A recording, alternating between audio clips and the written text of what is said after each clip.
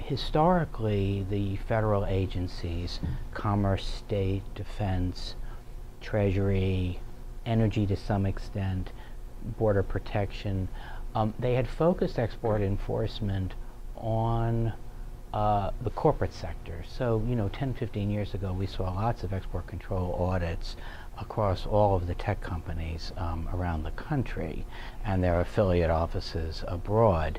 But starting about, I think really with 9/11 and the recognition that we had many foreign nationals on our campuses, and the FBI became involved, of course. But then after that, a collective light bulb going off at the federal agencies that universities and non-teaching research institutions were fostering significant international collaborations with colleagues abroad, one-on-one or larger institutional collaborations, and therefore there would be a significant exchange of materials and individuals. And you also have a class of universities that accept what we would call restricted funding. So when the Department of Defense, for example, or Homeland Security offers a research package, but they say, here's the $10 million, however, you're not going to publish the results because of the national security implication, and these will be U.S. person-only engagements.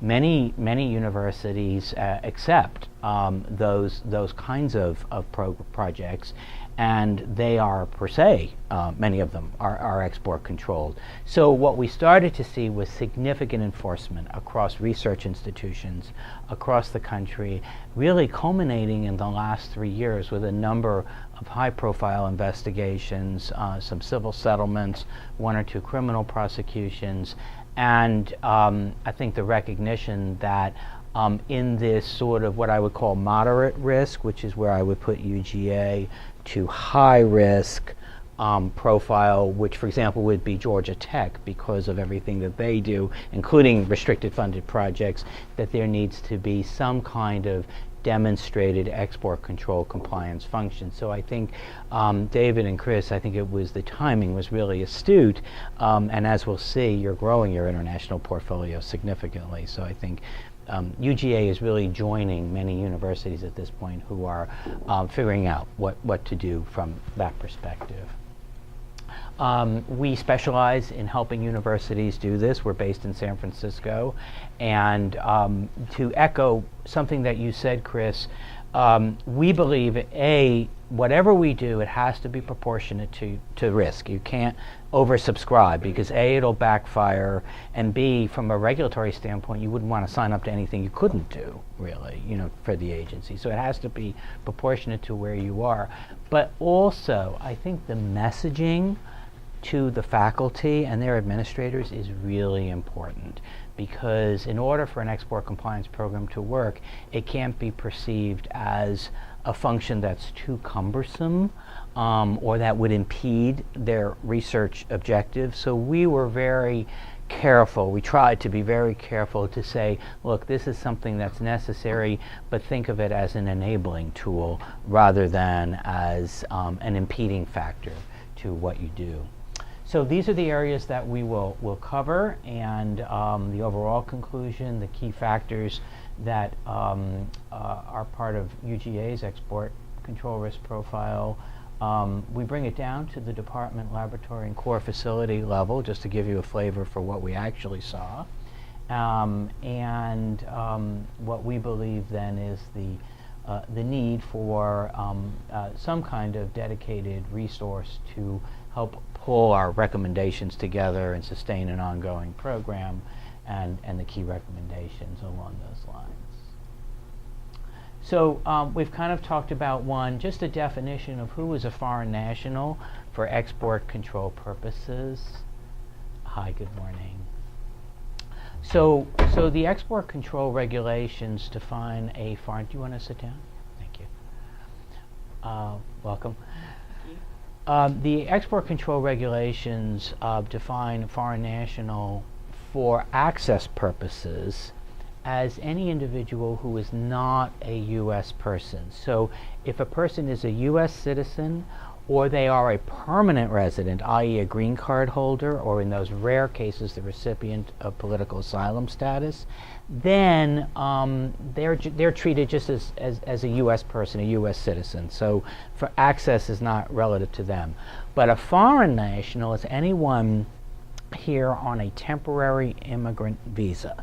So an H1 scholar that we might bring in to teach a course or do research for a year or two, an F student status, a J postdoc, and a B visitor. Those would be the four that we would encounter. And of course, like any university, you have many of those visa categories validly visaed to do different things on our campus here.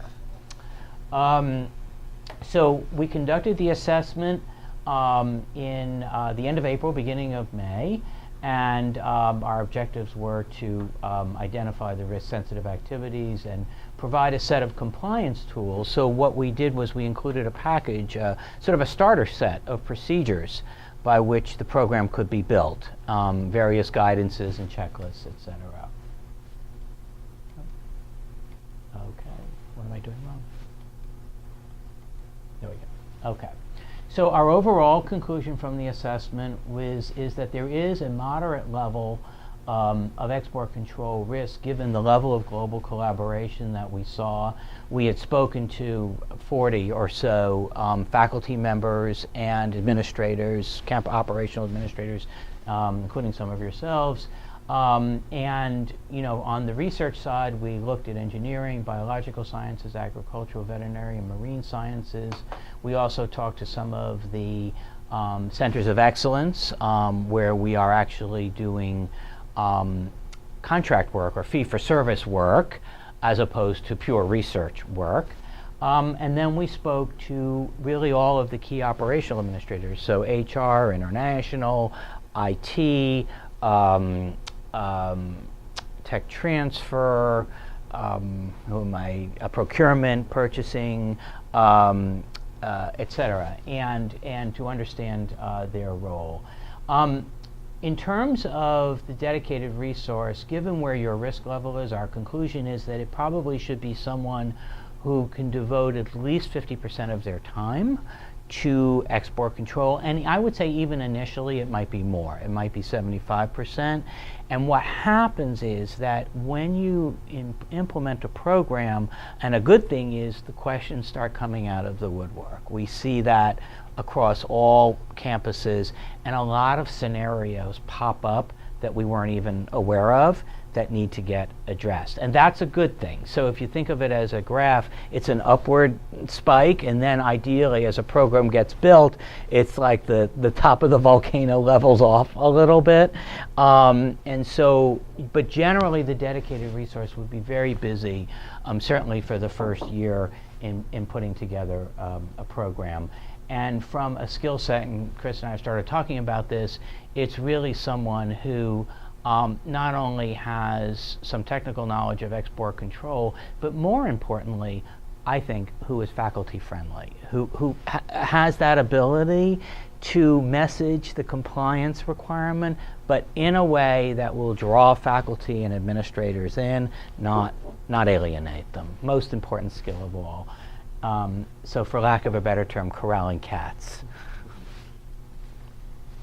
We do export raw materials, research instruments, technical data, and technology, but we don't currently have a process to determine whether or not we need prior authorization to send it out of the country. So that exercise is called classification and jurisdiction determination, and then based on the control status, that would tell us whether or not commerce or state would require a license or authorization before it goes out the door. We don't really have that process here to make that determination, and that's typically the number one cause for export control violations, not really just among research institutions, but also in corporations as well.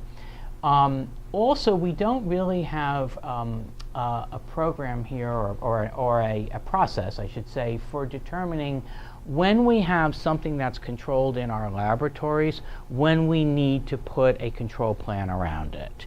So most of what we do here is fundamental research.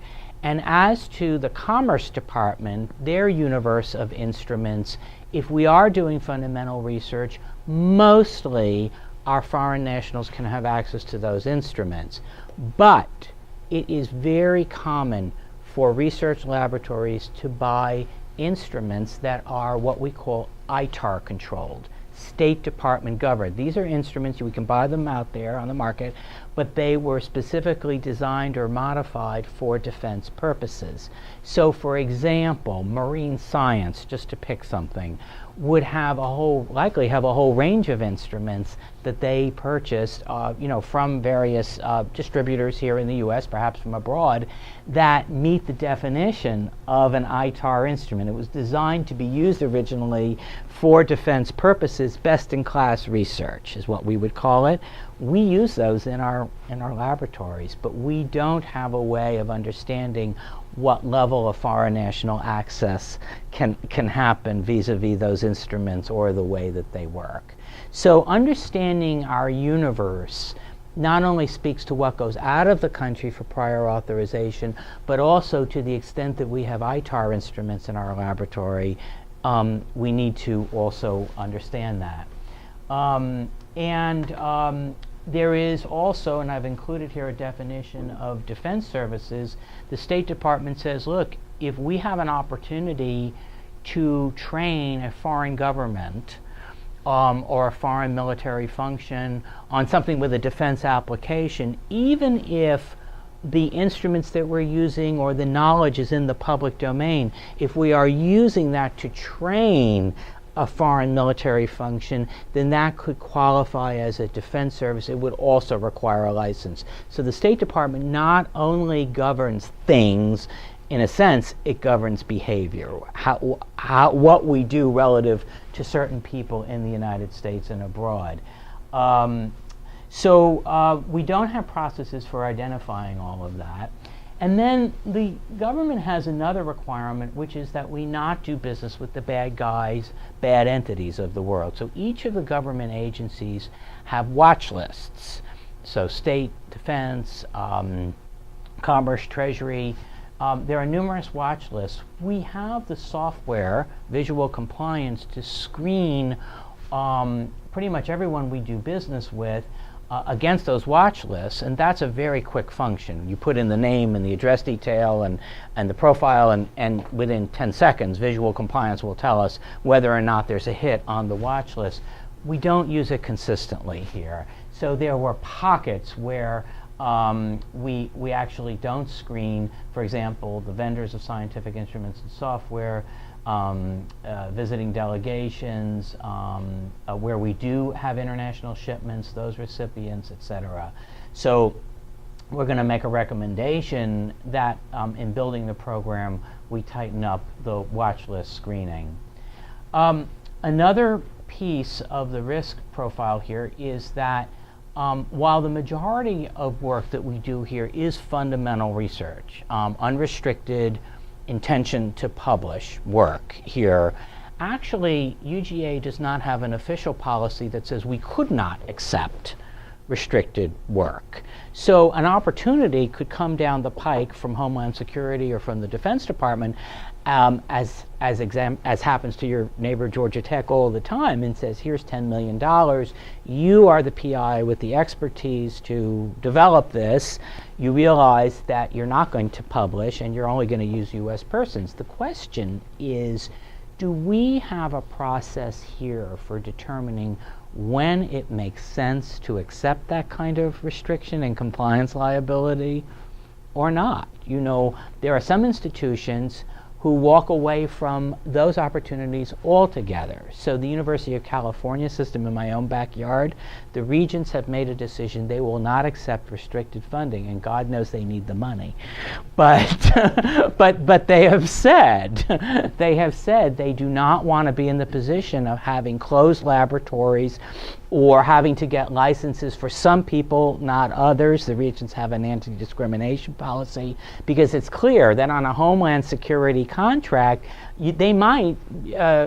Berkeley might get a French PI or a French student license to work on the project, but they would never get a Chinese or an Iranian person license, and they don't want to be in that position of saying you're in, you're out.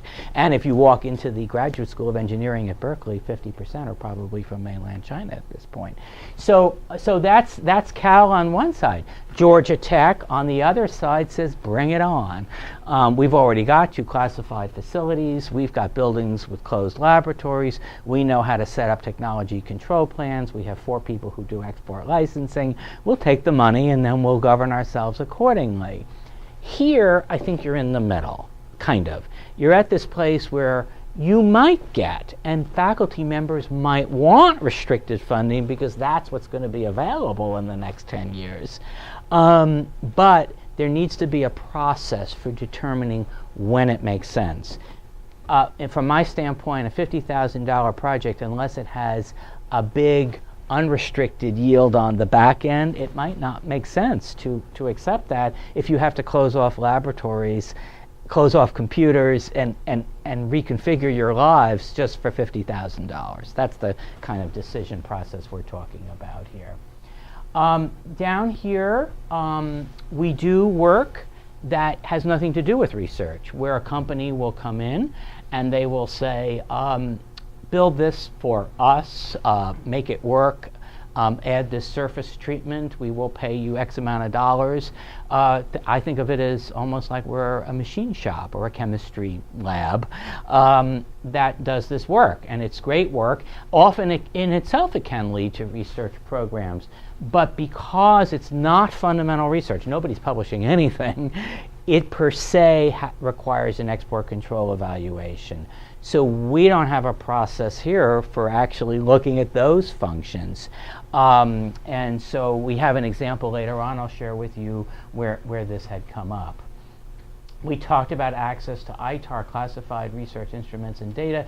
Again, this is the State Department realm where even though generally for most instruments we can have access, when it comes to State Department instruments, we're into a foreign national restriction process where we would have to get authorization or have U.S. persons only. We have this I-129H1. We've talked about this, Jane. We talked about it with this. This is when we bring on an H1 visa person, and we file the petition, the visa petition. We are now required to certify whether or not that person will have access to anything that's export controlled. And then the questionnaire goes on, or the certification goes on to say, are you prepared to have a technology control plan, or are you prepared to license? But what it really means is that the host PI knows export control well enough to fill out that questionnaire that says, oh yes, they're going to be working with an ITAR instrument. Sure, we're going to publish the results, but bingo, that's an issue for this. Or in those rare cases, if they're planning to accept restricted research, right, even if they are not using that foreign national on the research, that foreign national might still be in the laboratory. So that's a flag for this H1. So that you can see, just to your point about the tentacles, about how broad the range of export control is. And then lastly, of course, we have the Cuba Iran scenarios where we might want to do research in Cuba, and that either will fall under a general license or a specific license. But recently, the regulations regarding research in Cuba have been liberalized under the Obama administration, but it's not a license-free environment. Iran, of course, is a highly licensed environment. At a department level, we found the most likely candidates for export-controlled instruments, as well as international collaborations, certainly in marine sciences, geography, physics, and astronomy, and engineering, which is a growing department here. And what we've observed across institutions across the country is that engineering departments grow actually through international collaboration. That's it seems to be a given in those disciplines. And so we spoke with these folks, and they are actively looking at partners abroad. Physics and astronomy tend to have optics. From an instrument standpoint, just to give you a flavor, in marine sciences, signal emitting and receiving devices, any underwater depth sounders, measurement devices, in engineering, microscopes that can be controlled. Here, optics and sensors. Geography and climate research, it's typically software that would be controlled, that's taken abroad. In the area, oceanography is back up here with marine sciences, and we spoke with the Skidaway folks, and at the time that we were here, they were just becoming part of the UGA system. Microbiology and infectious diseases, and then we go down to biochemistry and molecular biology. Here we're talking about the organic elements that not only are USDA controlled, but also export controlled, mostly for sending abroad, but in some cases for access. So anything in a BSL-3 laboratory will not only be controlled by USDA, but would also be controlled for export control purposes by the federal agencies. And it requires a process for understanding what the USDA requires of us versus what the Commerce Department requires of us.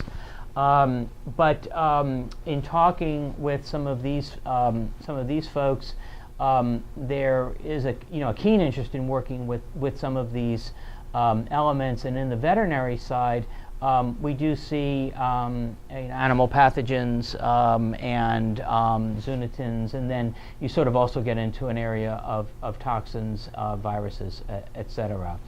These were the centers most likely to have a concentration of export-controlled items that, again, for ITAR purposes, could be bought commercially but have an access restriction, or could be subject to licensing if being sent abroad.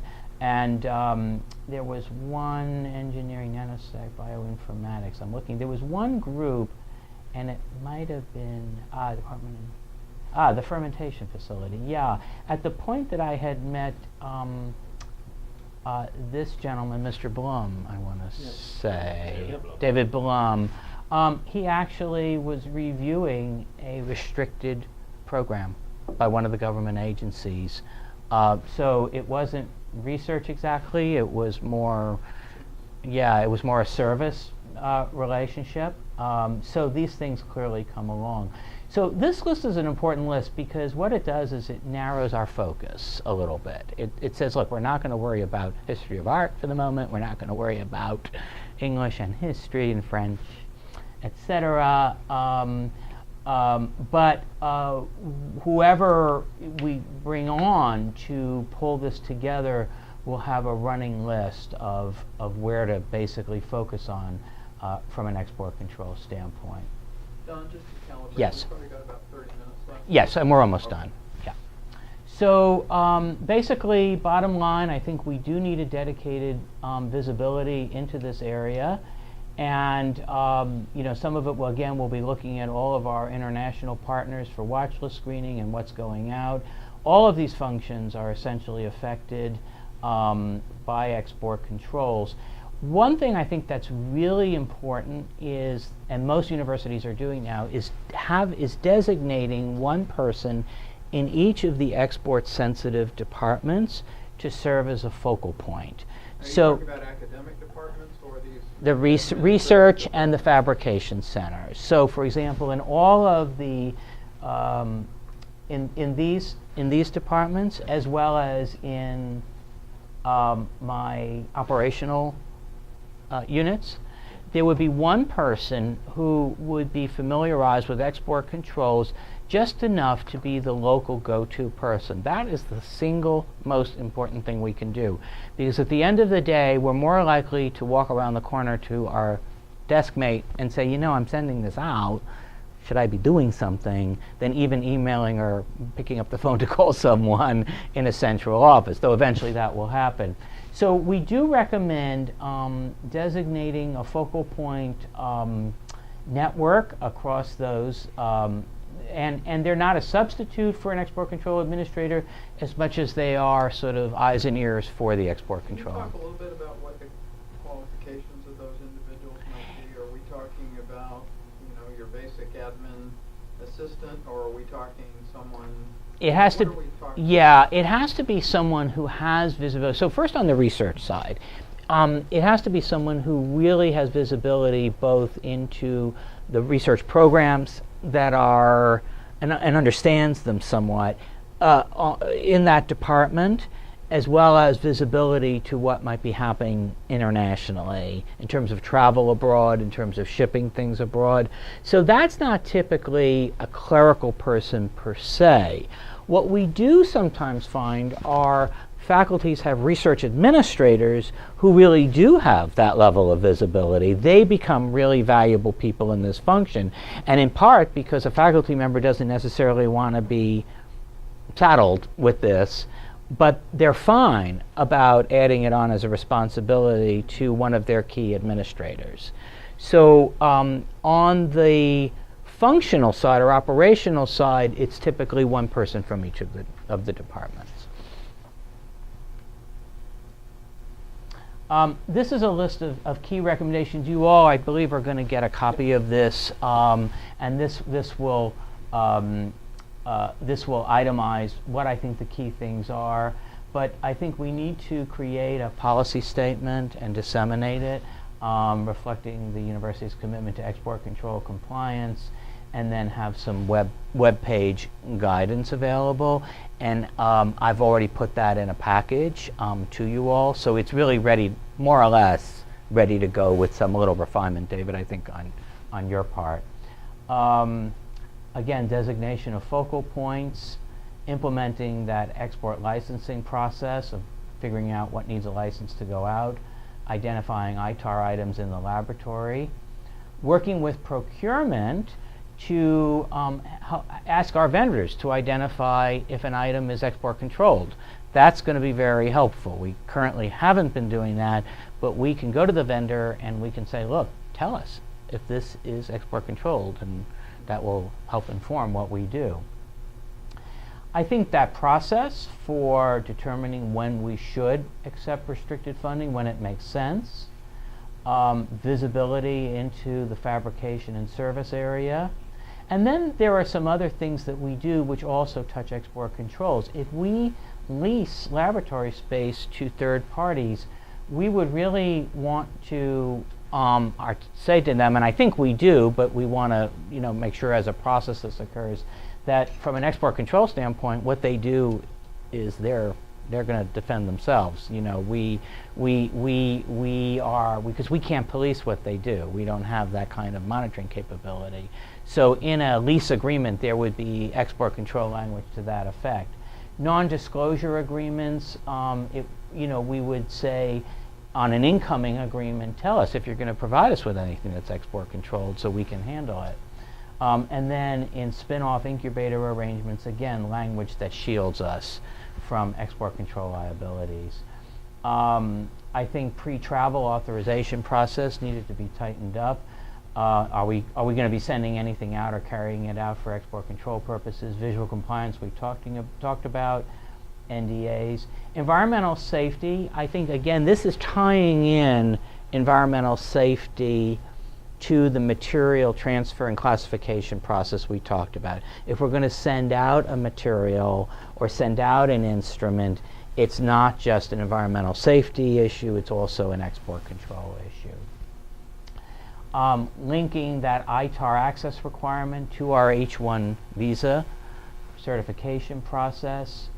I'd like to see, if we are going to ship anything that's export controlled, it would be great if we could consolidate it into a shipping function. So, right now, a lot of people have FedEx and UPS accounts, and so if we can consolidate controlled items into one gateway shipping point, that will help us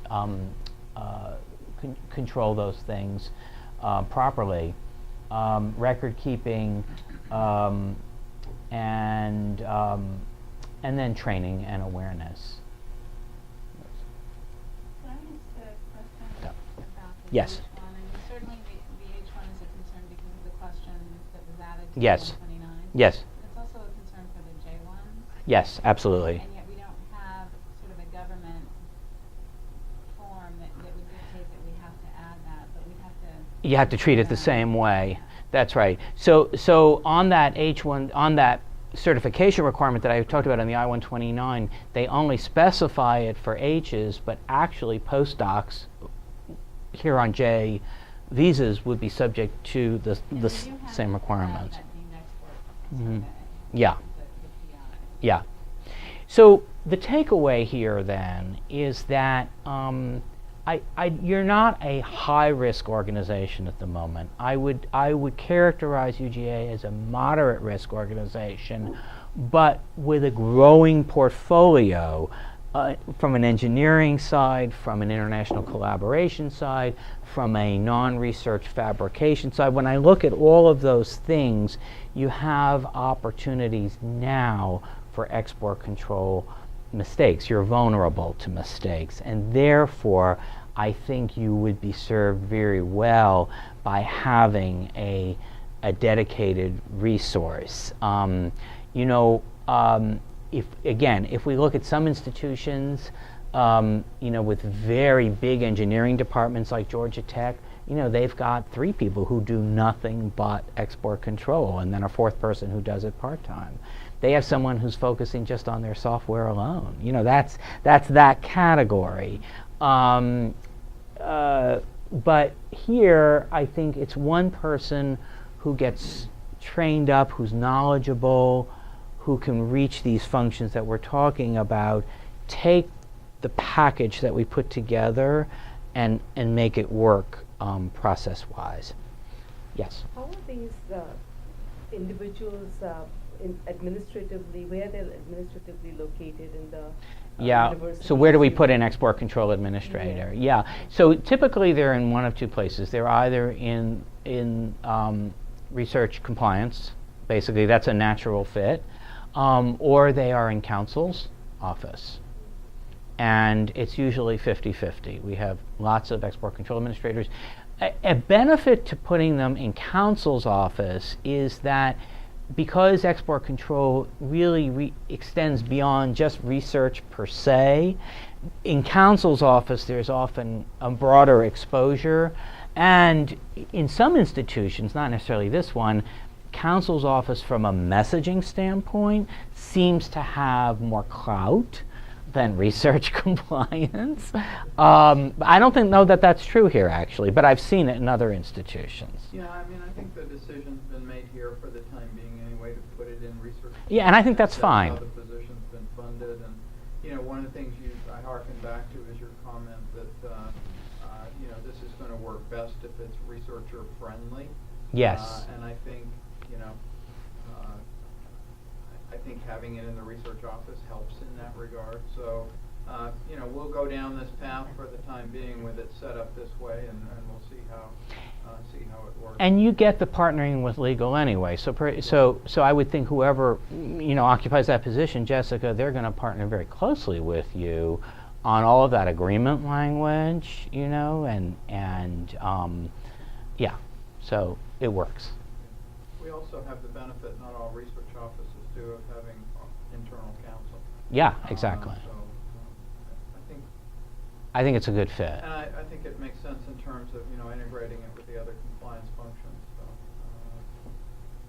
So anyway, that's what we'll try. Don, obviously we have a lot of ground to cover here. It's a very sort of complex regulatory environment, but I think you found some things that we were doing well here as well. The thing is, we have sort of a few woodwinds playing over here and a few strings playing over here. No, he's got something. He's breaking it together in there. But we don't really have a conductor that's conducting. Right. There's sure no one choreographing. But international education, they're holding a little bit of the pie. Yeah. So we have we have some evaluation of our collaboration on the sponsored research side. We look at our agreements just to flag if a restriction did come along. it would get recognized either as a publication restriction or a citizenship restriction. And a publication restriction is interesting because that doesn't necessarily mean that it's export controlled. It just means that it requires an export control analysis because it could be the recipe for Kentucky Fried Chicken. Most valuable IP in the world? Absolutely. Export controlled? Absolutely not. So, I think, so we know that sponsored research is particularly very, very skilled set of people doing that. International education, you are already, doing the H1. So there are those things going on. I think it's everything else around the periphery. So, there's a whole chunk of awareness that came along with our interviews. People, as we talked to people, we tried to share as much as we could so that we already elevated the level of awareness. So now it's a matter of putting in processes. So it's one of the things Don mentioned is that I will be sending out his final report to you all. And we are having 2 other sessions, one scheduled later today and one scheduled tomorrow morning, that it will be identical. But Don will be presenting more on the implementation of an export control program. And the folks that have been invited tend to be folks that either have somebody who might be a focal point working for them, or they may be focal points themselves. So we're just trying to bring everybody up to speed. What is export control? Why it's important for the institution, and some of those first steps in implementing the program. If we had an escape, the single most important thing that we can do is demonstrate to the government authorities, and that's true whether it's commerce or state, that we have made the effort and we have documented the effort. So that is indeed this forum, what we're doing this morning, the assessment, the position requisition, the web guidance and policy that'll evolve, the trainings, we'll get attendance sheets. We need to really think in terms of what story are we as an institution going to tell. And I've sat in many of these meetings in Washington, some fine because there was a story to tell, and some not so great because it was a deer in the headlights scenario. And clearly right now we have no defensible comprehensive program, so we need to do something. One of the things that I wonder about is that department piece. I worry a little bit about who the relevant person is going to be in a number of these academic departments. I don't know that there are research administrators of sort of appropriate scope to provide that function in a number of these departments. A number of those are in Franklin. What's your perspective on that? Well, it's just something we'll have to assess. Yeah. I think in some departments there will be people in others not. In some schools we actually have department heads serving as that function because they're the ones who are driving the big international research opportunities, and they'll take it on. It's not a labor-intensive role as much as it is an eyes and ears role. And the effort's going to be in the training up front, I would think. So Yeah, they know what to look for. exactly. And what I like to do is when you have those focal points designated, I have a yellow sticky note with here are the 10 things each day. Then you put it on your computer, the 10 things that you need to be aware of each day, and to pick up the phone and call if there's an issue. Bill, any comments from your perspective? Well, this is very interesting, and quite clearly he's done an excellent job, and you're on the right path completely. As far as training is concerned, we could easily put together the training for you. We have resident PhDs throughout our organization who do nothing but training on this subject. So it wouldn't be difficult for us to do it all if you would like us to do it. Okay. And you'll have from this afternoon my training modules that you can replicate. So yeah, I think it's going to be, Bill, I think it's going to be very helpful. Right, though, you don't want to create the impression that we're imposing a whole lot of rules and regulations and difficult scenarios on departments. Actually, it can be done very lightly, and just with very little training, just raise the awareness. and then things will jump right up. But the processes are really important because that's what's going to ultimately make it seamless. If they say, okay, well now I do want to ship this out, what do I do? And let's say that that it required a license, there would have needed to have been, say, a 30-day lead time, or a 45-day lead time if we need to get authorization from one of the government agencies. So that's as much an awareness thing as anything to say, okay, we got to start flagging these scenarios.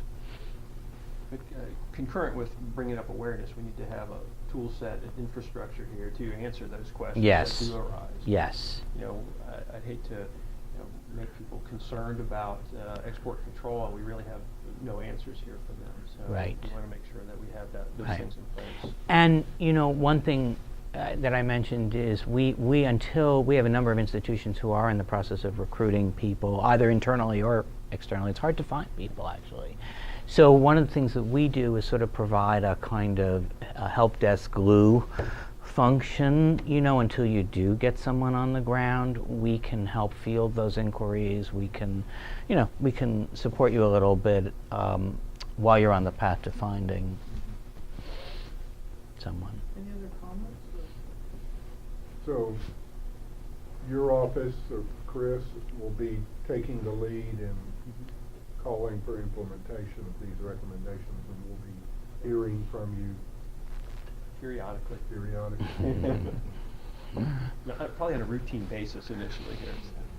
But we're really interested in finding the right person to be the conductor of the orchestra.